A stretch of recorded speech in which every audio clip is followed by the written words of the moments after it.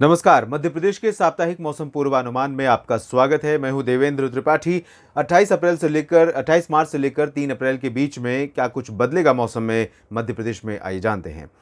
मध्य प्रदेश इस समय बहुत ही ज़्यादा गर्मी का सामना कर रहा है। खासतौर पर दक्षिण पश्चिमी मध्य प्रदेश में लोगों का बुरा हाल हो रहा है, जिसमें इंदौर, धार, रतलाम, मंदसौर, नीमच से लेकर अलीराजपुर और झबुआ, बड़वनी और खरगोन समेत बुरहानपुर, ये सभी क्षेत्र शामिल हैं। छिंदवाड़ा, सिवनी, मांडला, बालाघाट, होशंगाबाद, नरसिंहपुर, सागर, दमोह, रायसेन, भोपाल, विदिशा, इन सभी भागों में भी तापमान काफ़ी बढ़े हुए हैं। अगले एक सप्ताह के दौरान की बात मैं कर रहा हूं, यानी कि 28 मार्च से लेकर 3 अप्रैल की, लेकिन 28 मार्च से 31 मार्च के बीच, मार्च का जो आखिरी समय है वो किस तरह से रहेगा मध्य प्रदेश पर, इसकी बात सबसे पहले करते हैं।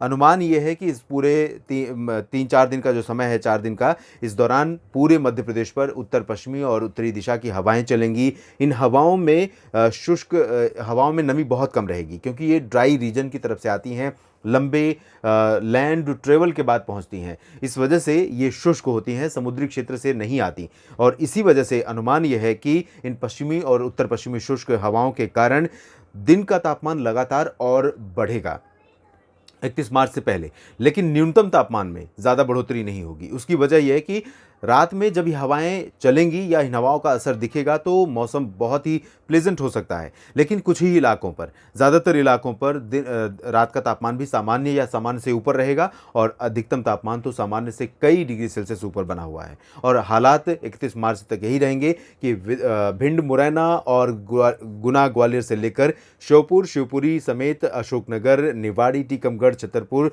पन्ना, सतना, रीवा समेत दक्षिणी इलाकों तक मौसम बेहद गर्म रहेगा। तापमान और बढ़ेंगे। इसकी वजह से हीट वेव का शिकंजा कुछ और शहरों पर भी मध्य प्रदेश में कस जाएगा, और उसके बाद 1 अप्रैल से थोड़ा सा परिवर्तन हो सकता है। 1 से 3 अप्रैल के बीच में खासतौर पर दक्षिण पूर्वी क्षेत्रों में, दक्षिण पूर्वी जिलों में, जिसमें सिंगरौली, शहडोल, सीधी और अनूपपुर, डिंडोरी, उमरिया, जबलपुर, कटनी, नरसिंहपुर, बालाघाट, सिवनी, छिंदवाड़ा, बैतूल, ये वाला जो पोर्शन है, दमोह, सागर भी इस बदलाव का साक्षी हो सकता है, जहां पर बंगाल की खाड़ी की तरफ से हवाएं आ सकती हैं, और यह हवाएं थोड़ा सा काफ़ी प्रोमिनेंट होंगी, थोड़ा नहीं काफ़ी प्रोमिनेंट होंगी।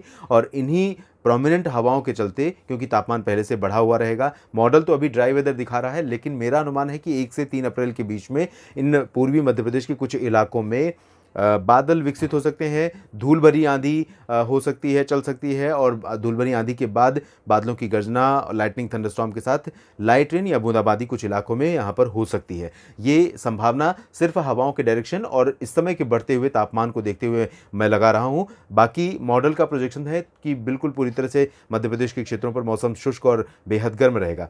लेकिन इन इलाकों के अलावा बाकी हिस्सों की अगर हम बात करें, भोपाल, विदिशा और छतरपुर से लेकर उत्तर पश्चिमी और साथ ही साथ दक्षिण पश्चिमी हिस्सों की, तो यहाँ पर पूरे सप्ताह मौसम शुष्क रहेगा, यानी कि अप्रैल का भी वेलकम इन सभी क्षेत्रों में बहुत अधिक गर्मी के बीच में ही होने जा रहा है।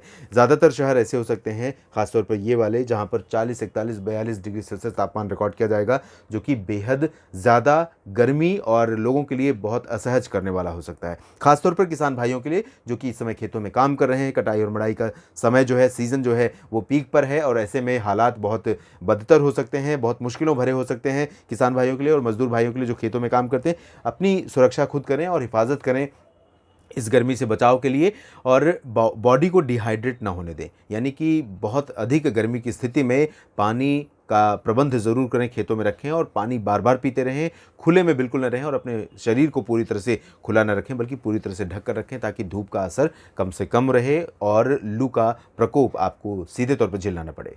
मध्य प्रदेश के साप्ताहिक मौसम पूर्वानुमान में भी इतना ही। मैं आपको लगातार अपडेट करता रहूँगा अगर कुछ भी बदलाव आपके राज्य में, आपके ज़िले में होता है तो। इस बुलेटिन के लिए आपने जो समय दिया और लगातार आप देखते रहते हैं, उसके लिए शुक्रिया, और आपसे एक बार अपील करूंगा कि लाइक और शेयर करना ना भूलें। साथ ही साथ अगर अभी तक आपने चैनल को सब्सक्राइब नहीं किया है तो ज़रूर कर लीजिए, ताकि मौसम की पूरी जानकारी आपको मिलती रहे। धन्यवाद।